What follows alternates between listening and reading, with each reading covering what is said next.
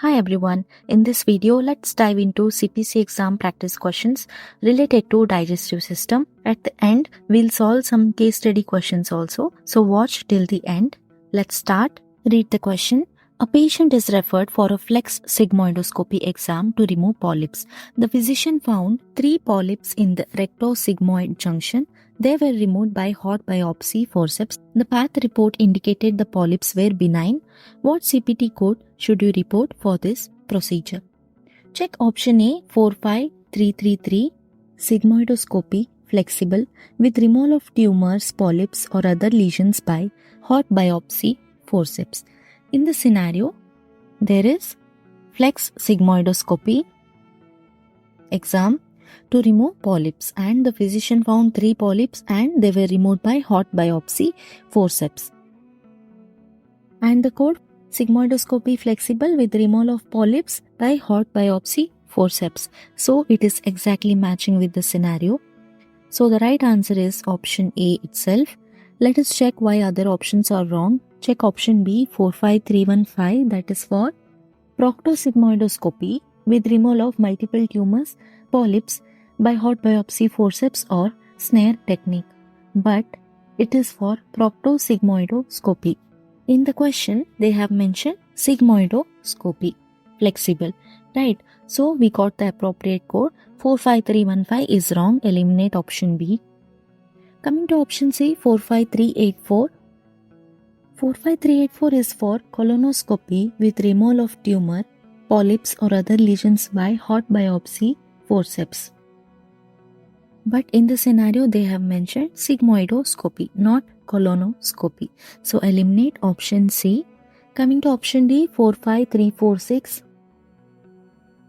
45346 is for sigmoidoscopy, flexible with ablation of tumor, polyps or other lesions. But in the scenario, they have not mentioned ablation of polyps, right? So we cannot code 45346, eliminate it. The right answer is option A. Next question. Dr. Erin is treating a 58-year-old male with a history of chewing tobacco. Dr. Erin finds a 3.4 cm tumor at the base of his tongue. She places needles under fluoroscopic guidance for subsequential interstitial radio element application. How would you report the professional services? Check the code 41019. 41019 is for placement of needles, catheters or other devices into the head, neck region, transoral or transnasal for subsequent interstitial radio element application. In the scenario, they have mentioned Dr. Erin finds a tumor at the base of his tongue and she places needles under fluoroscopic guidance for subsequential interstitial radio element application. So it is matching with the code 41019, that is for placement of needles, which is mentioned in the scenario, into the head, neck region, transoral or transnasal. So in the scenario, they have mentioned tongue, that is also matching for subsequent interstitial radio element application. That is also mentioned in the scenario. So 41019 is the right code. Let us check the second code in option A, 77002. 77002 is for fluoroscopic guidance for needle placement. And below the code 77002, there is a parenthetical note. Use 77002 in conjunction with, there is a list of codes. In that you can find the code 41019. So 77002 can be used with 41019. And in the scenario, they have mentioned fluoroscopic guidance. So we are coding 77002.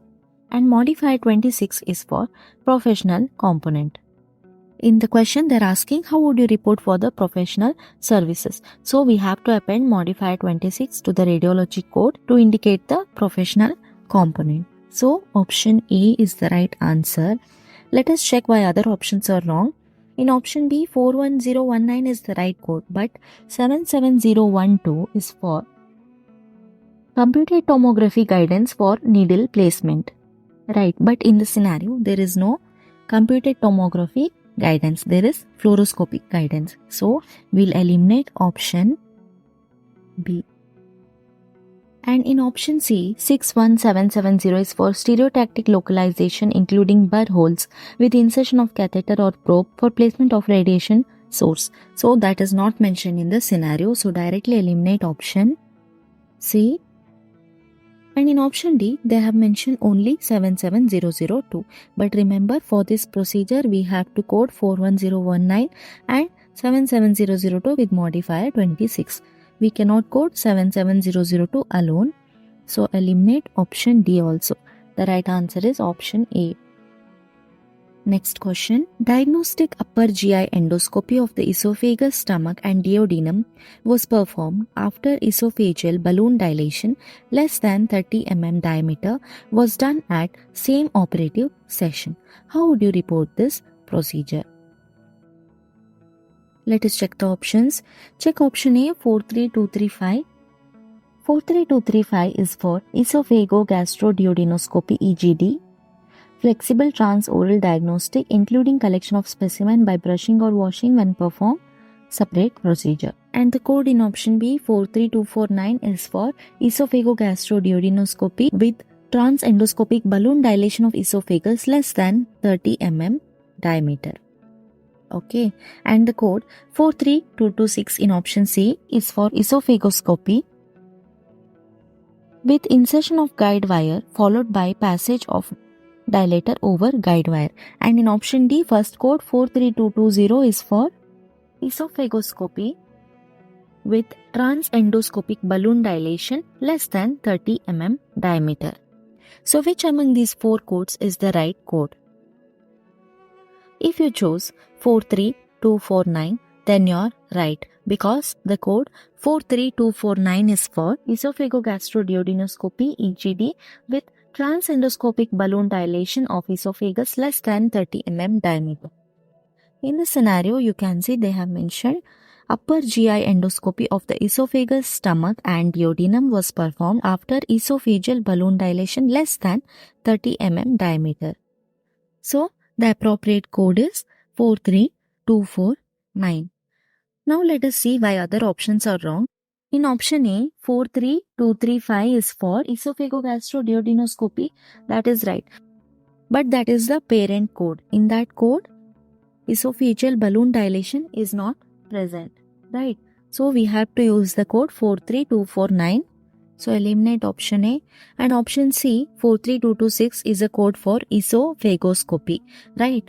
But in the scenario, there is EGD procedure because that is GI endoscopy of esophagus, stomach and duodenum. It is not only esophagoscopy. So we cannot use the code 43226. So eliminate option C. And option D, 43220 is also for esophagoscopy. So that is also wrong. Eliminate option D. I hope you are clear with it. Let us move on to the next question. This is a case study question. While solving case study questions, we have to look at the procedure first. So procedure, patient is going into the OR for an appendectomy with the ruptured appendicitis. Now let us look at the codes. Check the code in option A, 44950. 44950 is for appendectomy. And remember, while studying the guidelines, we check that 44950 code we'll use for appendectomy when the appendix is not ruptured. Check the code in option B, 44960, that is for appendectomy for ruptured appendix. And check option C, again they have mentioned 44950. In option D, 44970 is for laparoscopy surgical appendectomy. So, which among these codes is the right answer?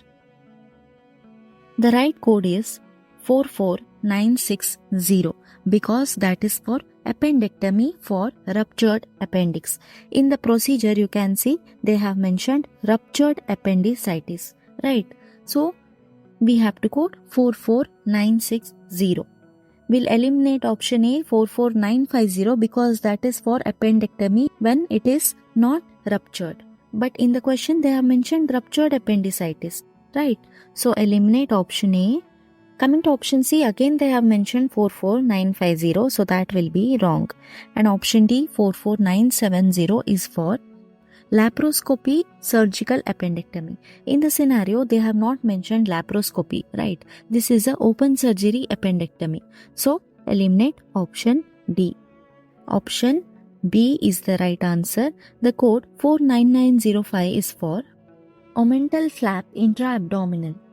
Check the description whether they have mentioned omental flap.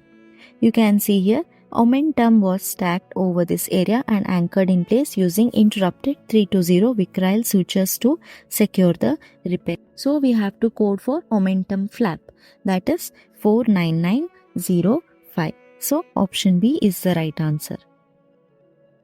Let's move on to the next case study. First, we'll read the procedure. Tonsillectomy and adenoidectomy. Okay, now directly let us check the options. We can see many codes in the options. So let us check the first code from each options. In option A, there is 42826. In option B, 42826. Option C and D, first code is 42821. So let us check between these two codes which is the right one. 42826 is for tonsillectomy, primary or secondary, age 12 or over. And 42821 is for tonsillectomy and adenoidectomy, age 12 or over. In the procedure, they have mentioned tonsillectomy and adenoidectomy, and the age of the patient is 24-year-old. So the appropriate code is 42821, which is for tonsillectomy and adenoidectomy, age 12 or over. 42826 is the wrong code because that is only for tonsillectomy. In the scenario, they have mentioned both tonsillectomy and adenoidectomy. Though they have mentioned 42831 in option A and B, which is for adenoidectomy, we should not use separate codes when there is a combination code. So, we'll eliminate option A and B. Okay. Now we are left with option C and option D. In option C, they have appended modifier 50 to the code 42821.